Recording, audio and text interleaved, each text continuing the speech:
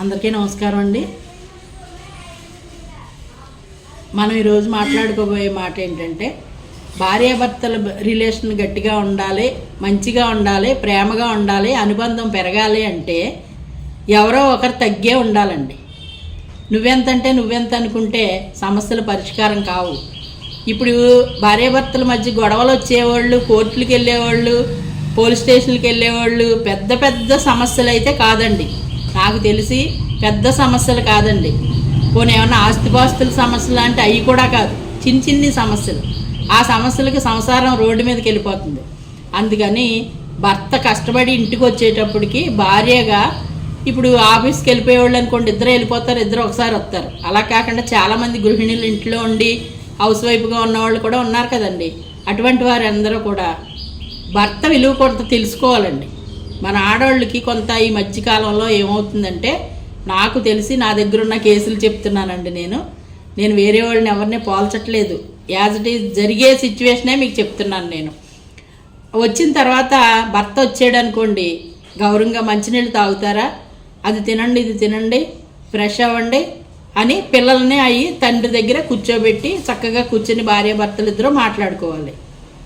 నేను పట్టిన కాళ్ళకి మూడే కాళ్ళు అన్నట్టు, కుందేలుకి మూడే కాళ్ళు అని ఒక్కొక్క ఆడవాళ్ళు ఉన్నారండి.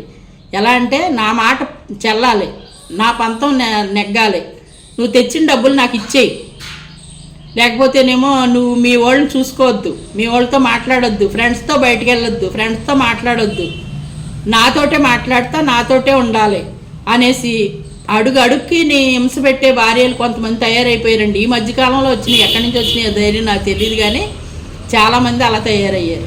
కానీ అది చాలా తప్పండి. భర్త కూడా ఒక మనిషిగా గుర్తించాలి ఆడది. ఎలాగా గౌరవంగా చక్కగా చూసుకుంటా ఉంటే అతనే పట్టుకొచ్చి మనం అడగక్కర్లేకుండా చేతిలో పెట్టే పరిస్థితికి వస్తుంది. ఇంకో ఉన్న విషయాలు, భర్త సంపాదన ఎంత ఉంది, ఎంత అవుతుంది, మన ఇంట్లో పిల్లల చదువులకి మన ఖర్చులు ఎంత అవుతుంది, ఎక్కడి నుంచి తెస్తాడు అతను, దీన్ని ఎలా సర్దుకోవాలి అనే ఒక అలవాటు కూడా ఆడవారే అలవాటు చేసుకోవాలి. ఇంకా పిల్లల విషయాల్లోకి వస్తే కొన్ని విషయాలు తండ్రికి కూడా తెలియనివ్వకుండా, ఏదైనా చిన్న చిన్నవి ఉంటే ఇంట్లో సరిచేసేసుకోవాలి, తండ్రి దాకా వెళ్ళనివ్వకుండా. బయట బోళ్ళంత ఇబ్బందులతో ఉండి ఇంటికి వస్తారు కదా, వచ్చిన తర్వాత ఇవన్నీ ఆయనకు చుట్టుకుంటే ఆయన కొంచెం సిరాకు పెరిగిపోద్ది అవతల భర్తకి. అప్పుడు ఆ సిరాకు ఎవరి మీద చూపించారు, ఇంకా భార్య మీద చూపించారు. అదిగో నన్ను అన్నావు అనేసి యువతల వాళ్ళు గొడవ మొదలవుతుంది. అన్నీ తెచ్చిపెట్టే మగోడు ఉండటం చాలా అదృష్టంగా భావించి తెచ్చే మగోడిని గౌరవంగా చూడటం అలవాటు చేసుకోవాలండి ముందు. అలా చూసుకున్నప్పుడు ఇంట్లో ఎటువంటి ప్రాబ్లమ్స్, గొడవ ఉండదు. భర్త తరపుల్ని భార్య గౌరవించాలి, భార్య తరపుల్ని భర్త గౌరవించాలి. ఆ రోజు ఎటువంటి ఇబ్బందులు రావు. వన్ సైడ్ ఆలోచించకూడదు, ఒక్కళ్ళనే అభిమానంగా చూడకూడదు. ఇటోళ్ళు అటోళ్ళు ఇద్దరు కూడా కావాలి. అది ఆలోచించి నిర్ణయం తీసుకుని ఇద్దరు కూర్చుని ఏదైనా చిన్న చిన్న సమస్యలు వచ్చినప్పుడు కూర్చుని మాట్లాడుకోవాలి.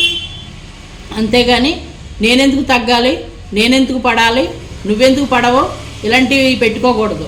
ఆ చిన్న చిన్న గొడవలకే పెద్ద పెద్దవి అయిపోతున్నాయి. ఈ మధ్యకాలంలోనూ డివోర్స్ కేసులు ఎక్కువగా ఉంటున్నాయి. అవి అనటానికి పెద్దగా కారణాలు అయితే లేవు, చిన్న చిన్న కారణాలు. ఆ కారణాలు సరిదిద్దుకుంటే ఇంట్లోనే సరైపోతాయి, బయటికి వెళ్ళవలసిన పని ఉండదు. మన పిల్లలు ఎదుగుతున్నారు, తల్లిదండ్రులు దూరం అయిపోతున్నారు అనుకోండి గొడవల వల్ల, పిల్లలు ఏమైపోతారండి, అది కూడా ఆలోచించుకోవాలి. మీ అభిప్రాయాలు, మీ కామెంట్లు తెలియచేయండి. బాయ్ అండి.